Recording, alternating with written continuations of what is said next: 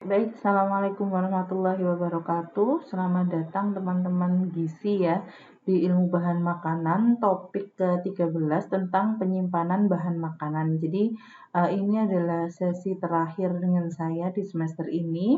Di pertemuan selanjutnya akan dilanjutkan oleh Bu Ika gitu ya. Nah, hari ini kita akan membahas tentang seluk-beluk penyimpanan bahan makanan yang tujuannya adalah supaya mahasiswa gizi tahu bagaimana cara penyimpanan bahan makanan yang benar untuk meminimalisir kerusakan gitu ya, dan juga untuk mempertahankan nilai gizi bahan tetap maksimal gitu. Nanti kalau teman-teman bertugas di dapur misalnya jadi ahli gizi dapur gitu, nah itu bisa tahu, oh ini bahannya masih bagus atau enggak, ini harus disimpan di mana, seperti itu. Oke, lanjut ya. Nah, outline kita hari ini ada 4. Yang pertama, penyimpanan bahan makanan itu sendiri, jadi nanti definisinya dan lain-lain. Lalu juga akan lanjut ke prinsip penyimpanan bahan makanan, lalu akan masuk ke karakteristik bahan dan teknik penyimpanannya. Lalu yang terakhir adalah gudang gitu ya. Jadi nanti akan membahas tentang bagaimana sih pengaturan gudang supaya bahan makanan yang disimpan itu bisa terjaga kualitasnya dan terhindar dari kerusakan gitu ya. Nah, ini yang pertama, penyimpanan bahan makanan merupakan salah satu metode dalam pengawetan makanan. Jadi, penyimpanan itu merupakan bagian dalam metode pengawetan makanan. Jadi, kalau kita pengen makanannya itu awet, itu salah satu tahapan kunci dalam dalam pengawetan itu adalah penyimpanan gitu.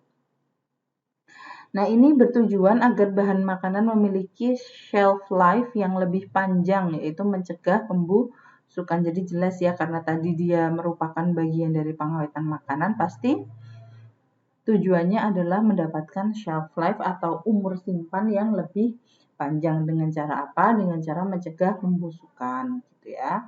Dan dapat dilakukan secara alami maupun dengan teknologi. Misalnya penyemprotan bahan kimia, pendinginan, dan lain-lain. Jadi ada yang disimpannya secara alami, dia cuman misalnya disimpan dalam kotak gitu, yang disimpan di sebuah ruangan yang temperaturnya itu sesuai gitu misalnya. Nah, itu juga bisa. Tapi ada juga yang ditambah dengan teknologi, misalnya dengan disemprot, ditambah bahan-bahan tertentu untuk pengawetan, misalnya kayak penyerap air dan lain-lain supaya dia mengurangi kelembaban. Nah, itu termasuk dengan yang dia menggunakan teknologi. Nah, ini penyimpanan bahan makanan dan komponennya. Penyimpanan bahan makanan adalah suatu cara menata, menyimpan, memelihara bahan makanan, baik itu kering dan basah, serta mencatat serta melaporkannya. Oke, jadi kalau dilihat di gambar di sampingnya ini ada lingkaran gitu ya, pie. Jadi ada 3 komponen yang menyusun sistem penyimpanan bahan makanan. Yang pertama adalah sistem itu sendiri. Jadi nanti kita akan mempelajari ini lebih lanjut, nanti ada di slide selanjutnya. Ini hanya overview saja. Jadi yang pertama itu sistem. Jadi bagaimana mengelola penyimpanan bahan makanan itu sehingga mutu bahan makanan itu tetap terjaga gitu ya. Nah, yang kedua adalah fasilitas. Nah, fasilitas itu adalah bahan makanan itu mau disimpan di mana, dan juga adakah fasilitas-fasilitas pendukung, misalnya seperti pengaturan suhu, sirkulasi udara atau ventilasi, dan lain-lain gitu. Lalu yang inventaris itu adalah perwujudan dari pencatatan serta pelaporan gitu. Jadi ini adalah sebuah sistem yang saling berkesinambungan sehingga penyimpanan bahan makanan itu bisa berjalan dengan baik gitu ya, bisa berjalan dengan optimal. Nah, ini ada juga perubahan fungsi penyimpanan dari masa ke masa. Jadi kalau zaman dahulu itu mungkin orang tidak memikirkan untuk menyimpan untuk diperjualbelikan gitu ya. Jadi awal-awal dulu orang itu menyimpan itu ya untuk diri sendiri atau untuk keluarganya sendiri gitu. Yang pertama, mengumpulkan sebanyak mungkin bahan pangan, yaitu konteksnya menimbun gitu. Jadi dia merasa kalau menimbun itu mungkin merasa tenang gitu karena stoknya banyak gitu. Juga mempersiapkan cadangan bahan pangan jika terjadi paceklik. Jadi kalau masa panen itu melimpah, nanti pas masa paceklik tidak ada bahan pangan sehingga orang berpikir untuk bagaimana caranya supaya waktu paceklik itu tetap ada bahan pangan yang bisa diakses gitu. Nah, ini mereka terus mulai memikirkan caranya menyimpan. Seiring dengan perjalanan waktu, orang sudah tahu bahwa, oh, yang si A itu dia punya beras, si B itu punya daging misalnya. Kenapa kita nggak jual beli aja? Kenapa kita nggak saling bertukar aja gitu? Kalau kita tahu seperti zaman dulu itu awalnya sistemnya barter gitu ya. Nah, akibat dari perkembangan itu akhirnya orang itu bukan hanya menyimpan untuk diri sendiri, tapi dia juga untuk orang lain. Jadi kalau untuk diri sendiri itu dia persiapan untuk jangka waktu tertentu, misalnya jangka waktu pendek, misalnya oh dalam seminggu ini aku mau nyimpen buat masak misalnya supaya nanti nggak bolak-balik ke pasar misalnya. Atau menengah, menengah itu biasanya yang bahannya agak kering gitu ya, agak awet, misalnya beras. Dalam sebulan ini saya menyimpan berapa karung beras gitu. Itu jangka panjang. Nah, jangka panjang ini mungkin beras juga bisa ya masuk jangka panjang, dia bisa beberapa bulan sampai tahunan gitu. Kalau penyimpanannya baik. Nah, selain itu perkembangan itu juga menuju ke perdagangan seperti yang tadi saya jelaskan. Akhirnya orang tahu bahwa oh mungkin masing-masing orang itu punya komoditas masing-masing dan alangkah baiknya kalau itu akhirnya bertukar misalnya dengan barter. Nah, akhirnya akan ada orang yang pembeli, akan ada penjual. Nah, itu terus berkembang hingga saat ini gitu ya. Jadi disimpan, misalnya petani itu disimpan, nanti akan dijual gitu. Nah, karena dia harus dijual sebagai komoditas pertanian, dia harus mempertahankan nilai barang. Misalnya kualitas gizi, organoleptiknya gitu. Jadi kalau zaman dulu nyimpen, misalnya nyimpen beras kok berkutu, ya nggak apa-apa buat sendiri gitu kan, nggak terlalu diperhatikan gitu. Tapi kalau ketika kita berasnya itu dijual, mau nggak mau kita harus menjaga organoleptiknya tetap baik gitu. Jangan sampai ada kutu, jangan sampai banyak yang pecah seperti itu. Sehingga teknik penyimpanan ini menjadi krusial gitu ya, menjadi sesuatu yang sangat penting.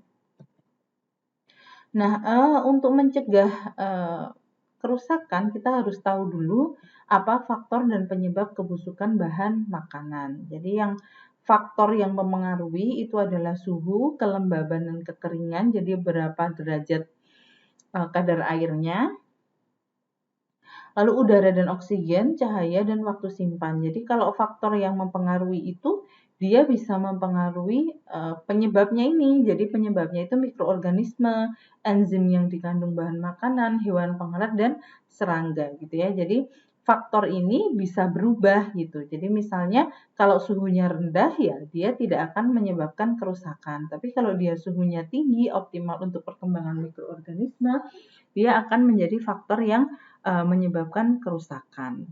Sama dengan kelembaban dan kekeringan gitu ya. Jadi kalau dia kelembabannya terjaga ya kerusakannya bisa diminimalisir. Tapi kalau kelembabannya sangat tinggi dia akan mendorong perkembangan mikroorganisme. Udara dan oksigen jelas, lalu cahaya itu juga jelas gitu.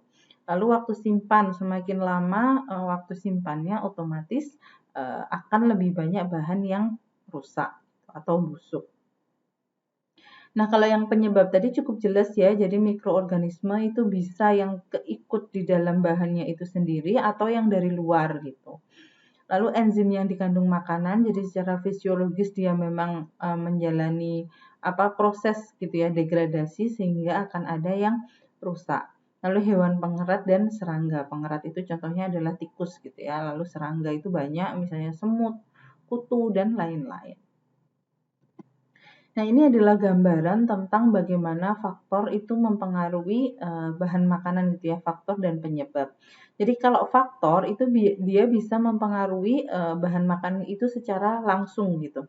Jadi misalnya enzim dalam bahan makanan gitu. Kalau dia disimpan dalam suhu dingin, misalnya enzimnya akan inaktif gitu, jadi tidak akan bekerja secara masif sehingga kerusakannya bisa diminimalisir gitu. Tapi si faktor ini juga bisa mempengaruhi penyebab gitu.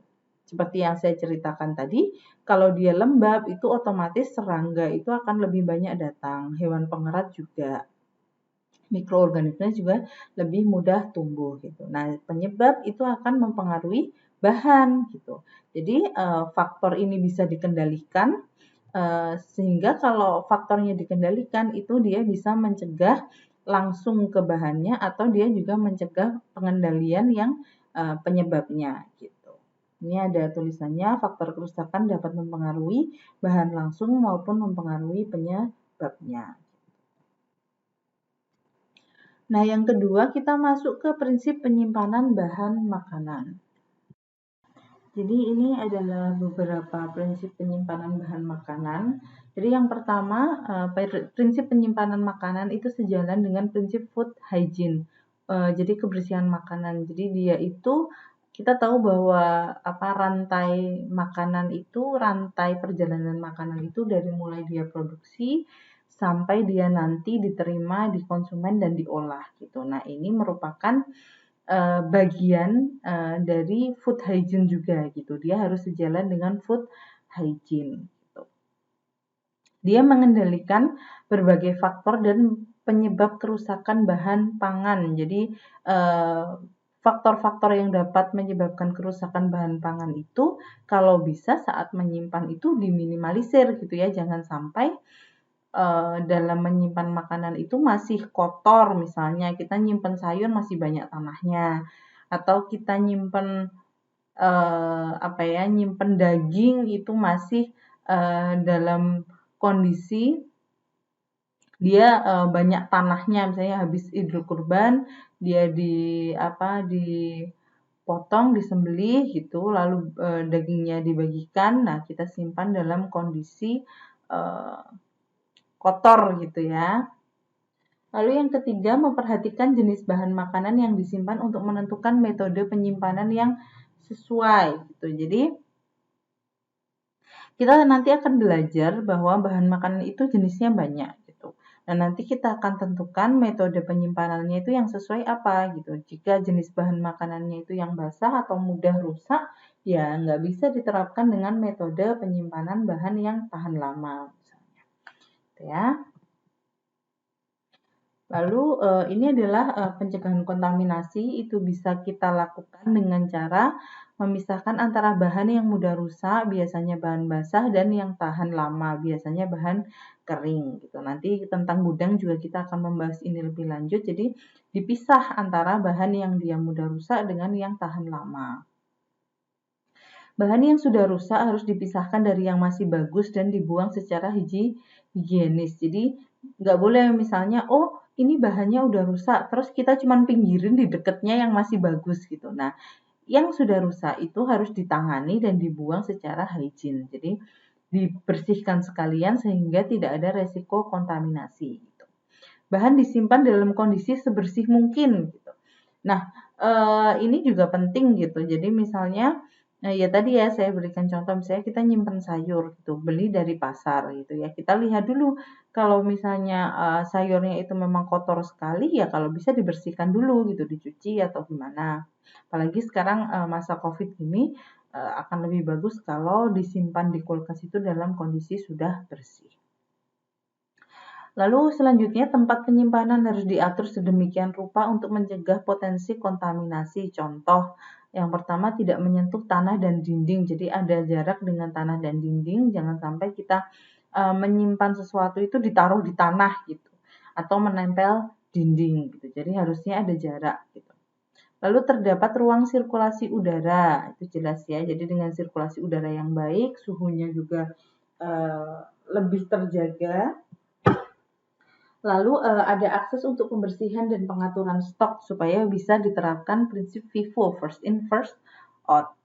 Lalu kebersihan penyimpanan dijaga pada setiap tahap rantai perjalanan bahan makanan, termasuk pada faktor pekerja yang menangani bahan pangan. Jadi bukan hanya fokus pada bahan yang ditangani, tapi juga faktor pekerjanya gitu ya. Jadi jangan sampai bahannya itu harus dicuci, harus seperti ini, tapi pekerjanya pegang nggak cuci tangan misalnya.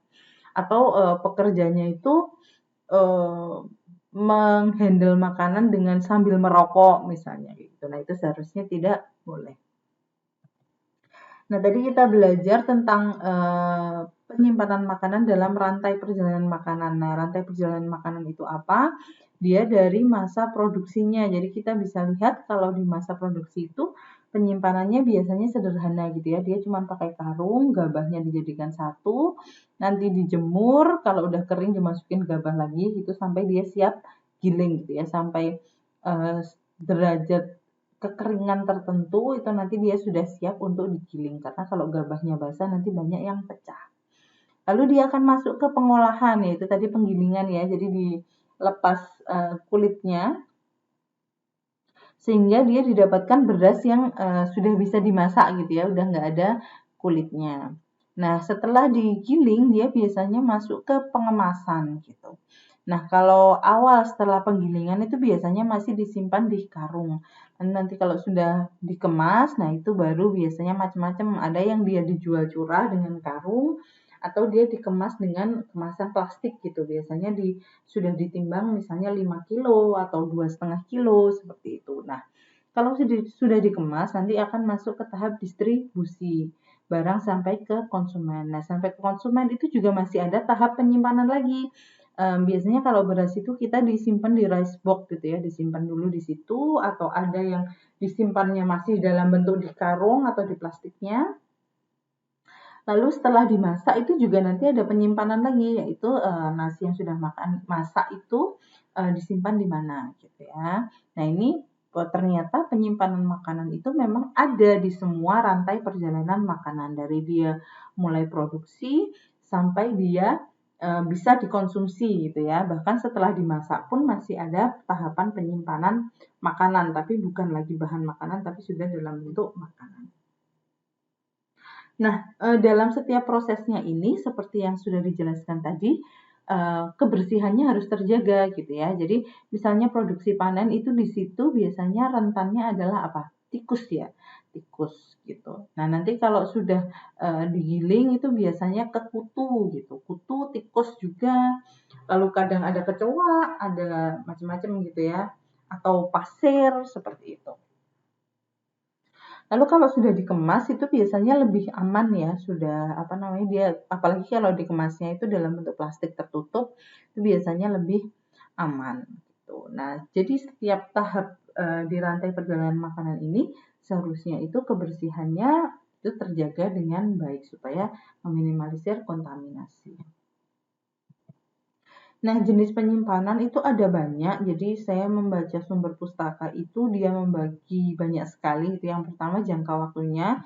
Jadi ada yang dia jangka pendek, menengah, panjang seperti yang tadi dijelaskan itu ya. Yang pendek itu biasanya yang segar, sayur seperti itu. Lalu menengah itu ya yang agak lama, misalnya apa ya? Misalnya kayak tepung, minyak, seperti itu. Lalu kalau yang panjang itu biasanya yang kering banget gitu, biasanya rempah-rempah.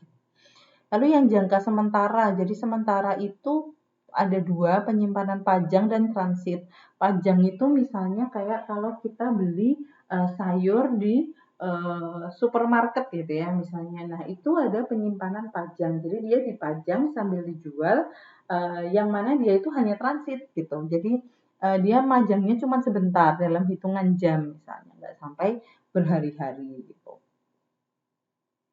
Lalu ada juga yang transit. Nah, transit itu misalnya dia sedang dalam ditransportasikan dari produsen ke konsumen gitu. Baru di jalan karena perjalanannya panjang, akhirnya dia transit dulu. Misalnya ada gudang di mana, nah itu dimasukkan dulu ke sana, transit 1 malam misalnya, nanti pagi diangkut lagi gitu. Nah, kalau berdasarkan perjalanan komoditasnya, itu ada penyimpanan di lapangan dan petani. Jadi misalnya tadi gabah itu ada yang setelah panen itu nggak langsung dibawa ke rumah, jadi disimpan di sana di sawah, ada mungkin rumah-rumahan atau apa untuk nyimpen sementara gitu ya. Baru nanti setelah terkumpul sudah beres, baru dibawa ke rumah petani misalnya. Lalu ada juga penyimpanan di pengumpul, pengolah, dan distributor. Itu jelas ya. Lalu di agen dan pengecer itu biasanya udah dikemas. Lalu penyimpanan di konsumen. Nah, tadi yang seperti saya jelaskan misalnya seperti ditaruh di rice box. Lalu ada juga kondisi lingkungan penyimpanan. Nah, tadi ada yang sudah dijelaskan di awal. Yang pertama alami. Jadi ya udah keadaannya ya seperti itu aja, cuman disimpan ditaruh kotak misalnya. Atau ditaruh di karung misalnya gitu. Tapi ada juga yang dimodifikasi, yang mana dia menggunakan teknologi, misalnya suhu rendah, vakum, kedap udara, dan lain-lain. Nah, ini tempat penyimpanannya, jadi ada dua saya bagi. Yang pertama tingkat industri itu biasanya disebut dengan gudang gitu ya. Jadi kalau di rumah biasa jarang sekali kita bilang nyimpen bahan makanan di mana di gudang gitu. Kayaknya skalanya nggak nyampe gitu ya kalau rumah tangga gitu. Jadi kalau gudang itu memang skalanya industri yang mana yang disimpan itu banyak gitu. Nah, biasanya kalau di gudang itu disimpannya tempatnya itu ya karung, kotak kayu, gentong, atau kontainer plastik gitu ya. Jadi kontainer-kontainer seperti itu. Nah, kalau di tingkat rumah tangga biasanya itu lebih kecil. Jadi misalnya kayak toples plastik, kotak plastik, plastik itu sendiri. Jadi misalnya kayak bumbu itu beberapa di plastik kecil-kecil gitu. Ada juga yang menggunakan keranjang. Nah, ini bisa disimpan di dapur, di kulkas, atau di lemari dapur gitu ya. Yang mana nanti menentukan ditaruh di mana itu bergantung pada bahan yang akan kita simpan. Nah, yang ketiga adalah karakteristik bahan dan teknik penyimpanannya. Ini jenis bahan pangan itu bisa dibagi tiga. Yang pertama tidak tahan lama, semi tahan lama, dan tahan lama. Jelas ya kalau tidak tahan lama itu yang dia segar gitu ya. Misalnya daging, ikan, unggas, telur, susu, sayuran, seperti itu. Lalu semi tahan lama itu yang kering gitu, udah mulai kering. Jadi misalnya sereal, tepung, roti, bawang bombay, minyak, dan lemak. Nah, selanjutnya adalah yang tahan lama, misalnya rempah-rempah, gula, garam, asam jawa, kacang-kacangan kering gitu. Jadi dia bisa disimpan dalam jangka waktu yang sangat lama. Nah, kita akan bahas satu persatu. Yang pertama adalah bahan tidak tahan lama, yaitu bahan yang mudah membusuk dan membutuhkan metode khusus untuk mencegah pembusukannya. Misalnya daging, ikan, daging unggas, telur, yogurt, susu, dan produk susu, sayur-sayuran. Jadi mudah ya kalau mengidentifikasi bahan yang tidak tahan lama. Biasanya dia adalah bahan segar gitu. Nah, penyebab kerusakan yang umum terjadi itu enzimatik dan mikroorganisme. Enzimatik kita tahu dari bahannya itu sendiri atau mikroorganisme. Jadi ada kontaminasi gitu ya. Misalnya ikan itu terkontaminasi, waktu membawa, lalu ada pembusukan yang tadi yang degradasi molekul-molekul dalam tubuhnya sehingga ada bau yang menyimpang misalnya seperti itu. Lalu bahan-bahan ini harus disimpan dalam suhu rendah di dalam kulkas di bawah suhu -5 derajat Celcius. Jadi harus dalam kondisi dingin.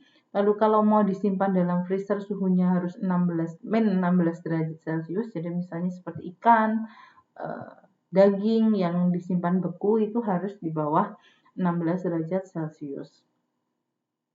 Makanan mentah diletakkan di kulkas paling bawah. Jadi kalau penyusunannya itu seharusnya yang dia itu mentah itu di paling bawah supaya tidak mengkontaminasi yang matang. Bahan makanan yang sudah dicairkan dari freezer tidak boleh dibekukan kembali. Jadi misalnya kita sudah beli daging gitu ya, kondisinya sudah beku gitu. Lalu kita masukkan kulkas, sudah mau dimasak, dicairkan, kok ternyata nggak sempat masak. Kita masukkan kulkas lagi supaya beku, nah itu seharusnya tidak boleh. Lalu berikan label jika diperlukan. Misalnya kita sering misalnya ada orang yang suka masak gitu, terus dia itu masaknya misalnya bumbu putih, bumbu kuning kayak gitu dimasukin dalam toples. Nah, itu ada baiknya untuk diberikan label gitu ya, kapan ini bikinnya supaya kita nggak lupa ini sudah jalan berapa minggu misalnya kita dari memasaknya gitu. Lalu terapkan sistem first in first out FIFO. Jadi mana yang masuk duluan itu yang digunakan terlebih dahulu. Nah, ini juga diterapkan di berbagai supermarket gitu. Waktu memajang produk itu yang di depan itu pasti yang sudah lebih lama karena konsumen tidak semua konsumen itu sadar bahwa kita harus memilih yang jangka simpannya panjang gitu ya. Nah, kadang kalau kita buru-buru ya udah yang diambil yang paling depan, padahal biasanya yang paling depan itu yang sudah lama. Jadi kalau saya beli di supermarket itu, kalau membeli produk kalau bisa yang paling belakang saya ambil. Biasanya itu tanggal kadaluarsanya lebih panjang.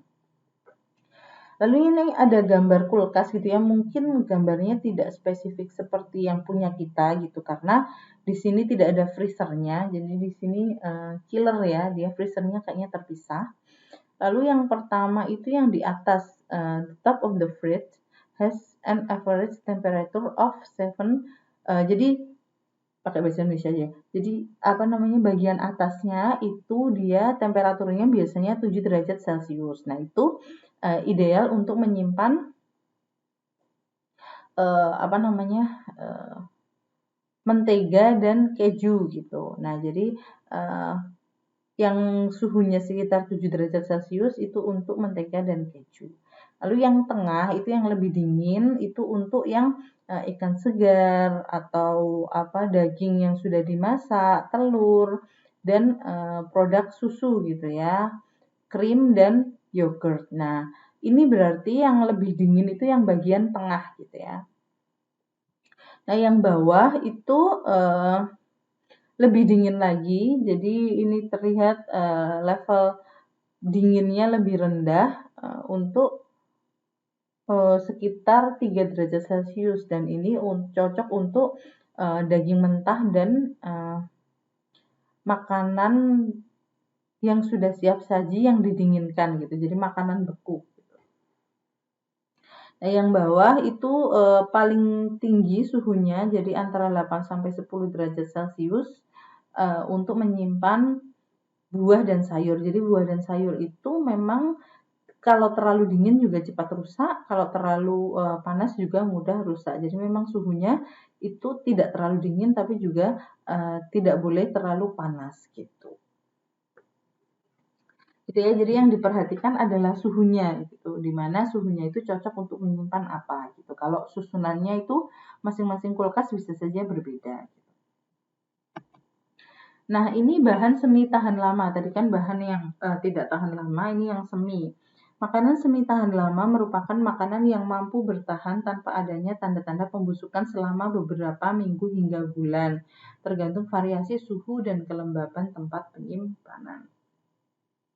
Nah, menariknya bahan makanan ini yang termasuk semi tahan lama itu, kalau dia itu penyimpanannya baik, dia bisa masuk menjadi bahan yang tahan lama. Tapi kalau di iklim basah dan lembab, misalnya di Indonesia, itu akan menjadi lebih pendek umur simpannya, kecuali dengan penanganan khusus gitu ya. Misalnya sereal, tepung terigu, roti, bawang bombay, kentang, bawang putih, apel, buah jeruk, minyak, dan lemak. Jadi buah beberapa masuk di sini ya. Jadi kalau misalnya kayak di luar negeri yang mana dia mungkin ada musim salju seperti itu, dia lebih dingin. Nah, itu biasanya dia bisa tahan lebih lama. Tapi kalau di iklimnya basah tadi terkait dengan kelembaban, nah itu biasanya lebih pendek umur simpannya. Misalnya beras juga menjadi mudah berjamur, roti juga lebih mudah berjamur. Nah, yang terakhir itu adalah bahan tahan lama. Jadi produk makanan tahan lama yaitu bahan makanan yang dapat disimpan hingga tahunan. Contohnya sereal, kacang-kacangan, gula, garam, asam jawa, dan rempah-rempah. Gitu. Cara penyimpanannya harus disimpan dalam keadaan kering, tertutup, dan dimasukkan dalam lemari. Nah, ini karena karakteristik bahan tahan lama itu biasanya dia kering gitu ya. Lalu menghindari kontaminasi benda asing, contohnya seperti batu, staples, dan lain-lain, sehingga harapannya ketika menyimpan itu benar-benar bersih gitu. Lalu disimpan di ruang berbeda dengan dapur. Dapur cenderung lembab dan suhunya tinggi gitu. Jadi kita tahu bahwa di dapur itu tempatnya biasanya sambil cuci piring, terus di situ tempatnya juga buat memasak. Jadi dia cenderung lembab dan suhunya tinggi. Sehingga bahan-bahan yang tahan lama itu kalau pengen penyimpanannya maksimal itu dipisah dari dapur gitu ya. Nah, selanjutnya kita masuk ke outline yang terakhir yaitu gudang. Oke, jadi kita kembali lagi ke yang tadi itu tentang komponen dalam penyimpanan bahan makanan. Seperti yang saya sampaikan bahwa kita akan membahas lebih lanjut tentang itu di slide ini gitu ya. Jadi ada sistem, fasilitas, dan inventaris. Nah, sistem itu apa? Jadi adalah sistem di mana kita harus menentukan bagaimana jalan bahan makanan itu di dalam penyimpanan gitu. Jadi kalau dia diterima setelah kita beli, itu kita tentukan langkah-langkah setelah barang diterima itu mau diapakan gitu. Bagaimana cara kita memilah, bagaimana cara kita menentukan, oh kalau bahan yang ini itu akan masuk ke penyimpanan yang ini, seperti itu. Lalu yang kedua, menentukan sistem perputaran barang. Tadi termasuk yang FIFO gitu ya. Jadi mana yang dia datang duluan itu akan diambil dulu. Yang barusan datang itu ditaruh di paling belakang seperti itu. Sehingga barang yang berputar itu pasti yang sudah lama itu dipakai duluan gitu. Jadi bagaimana perjalanan stok barangnya. Lalu memastikan fasilitas memenuhi standar kebersihan. Jadi apakah gudangnya itu sudah sesuai dengan standar kebersihan gitu. Jadi dia menggunakan sebuah sistem di mana sistem itu memastikan misalnya tadi misalnya menentukan pengecekan berkala. Jadi misalnya dilihat tuh ada orang yang inspeksi gitu. Oh, gudangnya itu ventilasinya sudah ditutup dengan kasa misalnya. Oh, ada salah satu penyimpanan itu yang mulai digerogoti tikus. Nah, berarti harus diapakan misalnya. Nah, sehingga fasilitasnya itu selalu terjaga gitu ya, dan bahan yang disimpan di situ juga aman gitu. Lalu selain pengecekan fasilitas, ada juga pengecekan berkala untuk bahan rusak dan kadaluarsa. Jadi tadi sudah dijelaskan di awal juga, jadi misalnya ada yang rusak itu harus dipisahkan, setelah itu dibuang dengan proper gitu. Jadi dibuang dengan hygiene. Jadi dia itu setelah dia rusak, dia tidak boleh mengkontaminasi bahan-bahan yang masih bagus, termasuk di dalamnya yang kadaluarsa itu ya. Jadi kalau kadaluarsa harus disingkirkan. Misalnya kok ternyata belinya kebanyakan dan udah masanya kadaluarsa belum terpakai. Nah, itu harus ada sistem untuk menyisihkan, membuang gitu ya. Ini udah nggak layak dikonsumsi.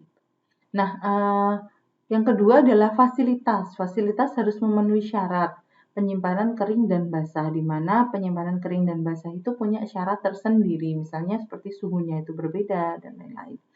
Lalu fasilitas diatur sedemikian rupa agar sistem yang ditetapkan dapat terlaksana. Misalnya fasilitasnya itu diatur rak-raknya itu ada jeda antara rak itu bisa dilewatin satu orang misalnya. Kenapa? Karena harus ada pembersihan berkala. Bayangkan kalau raknya itu orangnya tidak bisa masuk ke dalam, kita nggak bisa membersihkan sehingga banyak sekali tertumpuk. Misalnya di pojokan ternyata tikusnya banyak. Nah, itu yang dihindari gitu ya, sehingga fasilitas itu juga harus diatur supaya kegiatan pembersihan bisa berjalan, kegiatan pengaturan stok bisa berjalan seperti itu. Lalu inventaris yaitu pencatatan barang masuk dan keluar dan food labeling. Jadi barang masuk berapa, yang keluar berapa, jadi kita tahu persis berapa sih stoknya gitu, sehingga itu lebih mudah untuk tracing gitu ya, termasuk tadi yang rusak atau berkadaluarsa gitu. Oh, ini barangnya masuk tanggal sekian, kok ini udah jalan 1 tahun kok stoknya masih banyak banget nih misalnya gitu. Lalu food labeling, jadi untuk bahan-bahan yang sudah dimasak setengah matang misalnya, setengah jadi atau nanti digunakan sebagai bahan olahan selanjutnya, nah itu harus ditempeli oleh label gitu. Jadi kapan dia diproduksi sehingga menghindari penggunaan bahan yang sudah tidak layak pakai.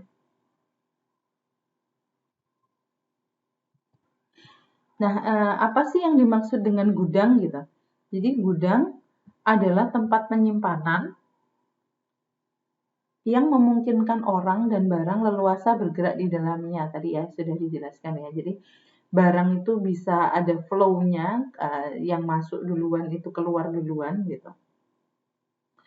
Lalu orang juga bisa bergerak di dalamnya, jadi orang bisa ngecek stoknya, bisa membersihkan, seperti itu, dan sering terkait dengan adanya sistem administrasi serta kegiatan perdagangan. Jadi biasanya kalau gudang itu memang untuk industri ya, untuk yang dagang gitu.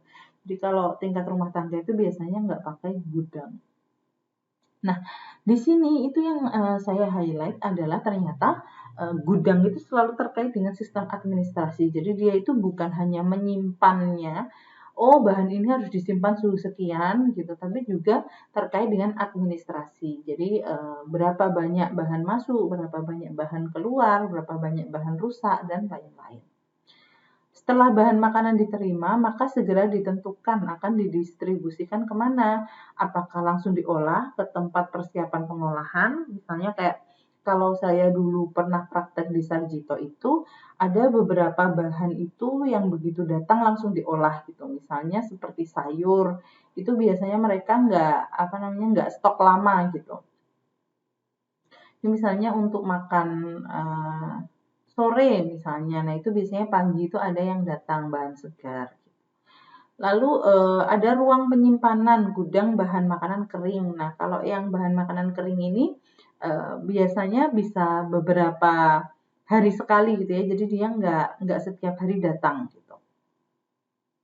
Nah ada juga ruang penyimpanan gudang bahan makanan basah. Nah ini biasanya yang basah tapi yang dia bisa disimpan beberapa hari gitu, misalnya kayak telur, terus buah, misalnya melon, semangka, itu biasanya ada ruang penyimpanan bahan makanan basah. Jadi dia nggak langsung datang, langsung diolah gitu. Beda dengan sayur-sayur yang segar gitu ya. Nah, nanti ada juga yang refrigerator, chiller, atau freezer. Jadi sebenarnya refrigerator sama chiller itu hampir sama gitu. Jadi yang dia itu di kulkas bawah gitu. Atau biasanya kalau yang dia khusus untuk pendingin itu biasanya disebut dengan chiller gitu. Kalau yang pembeku yang lebih dingin lagi itu freezer. Nah, ini biasanya untuk bahan-bahan yang memang mudah sekali rusak dan perlu disimpan sangat dingin, misalnya daging, ikan, dan seafood gitu. Nah, ini adalah perbedaan antara gudang penyimpanan bahan makanan kering dan basah. Tadi saya sudah jelaskan juga bahwa ada perbedaan gitu ya, karakteristik penyimpanan bahan makanan kering dan bahan makanan basah. Jadi yang bahan makanan kering itu bahan diorganisir menurut macam, golongan maupun urutan pemakaian. Jadi kalau bahan makanan kering itu kan lebih mudah ya mengidentifikasinya. Jadi misalnya saya mau produksi makanan gitu. Terus saya beli bahan makanan kering, misalnya ada mie, telur, ada mayones dalam kemasan, misalnya seperti itu. Nah, itu menggolongkannya itu lebih mudah gitu. Lalu urutan pemakaian, jadi seperti yang tadi harus diletakkan mana yang paling baru datang itu paling belakang sehingga nanti penerapan prinsip FIFO bisa dilakukan. Jadi yang diambil yang depan dulu nanti maju-maju seperti itu. Lalu semua bahan makanan ditempatkan dalam tempat tertutup, rapat, dan tidak berlubang. Jadi walaupun dia bahan makanan itu sifatnya kering, tapi tetap harus disimpan dalam tempat tertutup, rapat, dan tidak berlubang. Nah, ini yang tadi saya jelaskan, rak itu tidak boleh menempel dinding. Jadi minimal 15 cm dari dinding lantai. Jadi dari dinding 15 cm, dari lantai 15 cm, dan 60 cm dari langit-langit. Jadi nggak boleh rak itu sampai nyentuh langit-langit gitu ya. Jadi harus ada jarak sekitar 60 cm. Lalu suhu ruangan optimalnya 19-21 derajat Celcius. Ada aliran udara, ventilasi berkasa supaya tidak mudah dimasuki serangga. Pengecekan, pembersihan, dan perbaikan berkala. Jadi dia ada pengecekan secara berkala, pembersihan, dan perbaikan gitu. Jadi kalau misalnya kasanya ventilasi udah dibolongin sama tikus gitu, ya harus segera diperbaiki. Lalu gudang itu juga perlu dibuka pada waktu yang ditentukan supaya sirkulasi udaranya juga semakin baik, tidak lembab ya. Lalu kalau yang bahan makanan basah itu suhu optimalnya lebih rendah sekitar 4 derajat Celcius atau lebih rendah untuk daging dan ikan yang disimpan lama. Pemisahan bahan yang resiko kontaminasinya tinggi untuk mencegah kontaminasi silang. Jadi bahan basah itu ada yang dia resiko kontaminasinya tinggi, gitu. Misalnya daging, seafood, seperti itu resiko kontaminasinya tinggi. Nah, itu harus dipisahkan dengan misalnya sayur dan buah gitu. Apalagi yang dia buah gitu yang dimasak, yang nggak dimasak, sehingga benar-benar daging itu nggak boleh bersinggungan dengan buah. Semua bahan makanan harus disimpan dalam keadaan tertutup gitu. Jadi misalnya nyimpen daging ya dikemas gitu, nggak daging utuh gitu. Bahan makanan berkaleng tidak boleh disimpan dalam freezer karena nanti rusak gitu ya.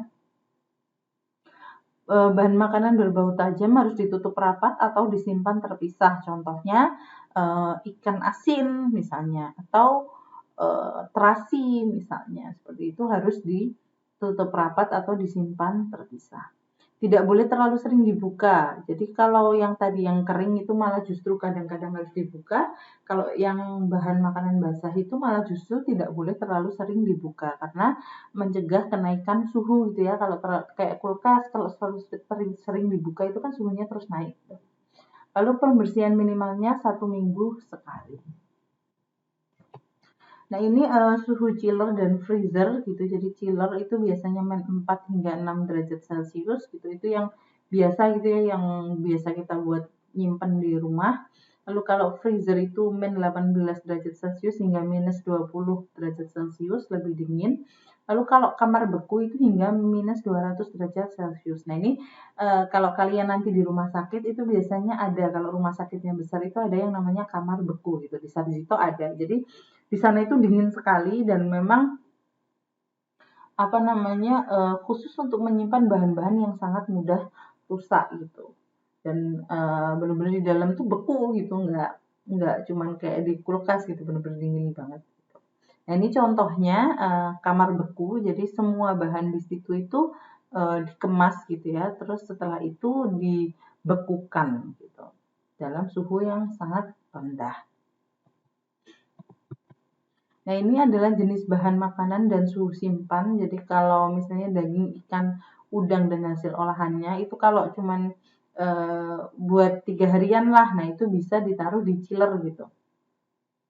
Jadi di bawah freezer itu biasanya dia sudah cukup dingin gitu ya. Kalau untuk misalnya saya beli sekarang buat besok atau besoknya, nah itu biasanya masih tahan gitu. Nah kalau dia mau disimpan agak lama, misalnya 1 minggu, itu suhunya harus di freezer min 19 atau maksimal paling tinggi itu min 15 derajat Celcius. Nah kalau di atas 1 minggu itu memang harus di bawah minus 10 derajat Celcius. Nah kalau telur, susu, dan olahannya itu lumayan agak tinggi gitu ya, jadi bisa sampai 7 derajat Celcius, walaupun kalau dia mau disimpannya agak lama itu di bawah minus 5 derajat Celcius. Kalau sayuran dan minuman itu cukup tinggi, 7-10 derajat Celcius, jadi di kulkas bawah itu ya aman gitu. Lalu tepung, biji-bijian, dan umbi kering itu tidak disimpan di kulkas karena suhunya itu suhu kamar sekitar 25 derajat Celcius. Jadi suhu ruangan biasa selama dia ada ventilasi yang cukup biasanya suhunya ya sekitar itu. Lalu kalau frozen food itu min 20 derajat Celcius dia sama seperti produk daging, ikan, seafood, unggas gitu ya yang dia disimpan dingin. Jadi walaupun mau disimpan 3 hari, 1 minggu atau lebih dari 1 minggu dia suhunya sama, minus 20 derajat Celcius supaya tidak rusak. Baik, saya rasa itu saja materi pada hari ini. Semoga bermanfaat dan teman-teman bisa memahami dengan baik. Kita akan lanjut di sesi selanjutnya, sesi diskusi ya. Saya tutup dulu untuk presentasinya. Wassalamualaikum warahmatullahi wabarakatuh.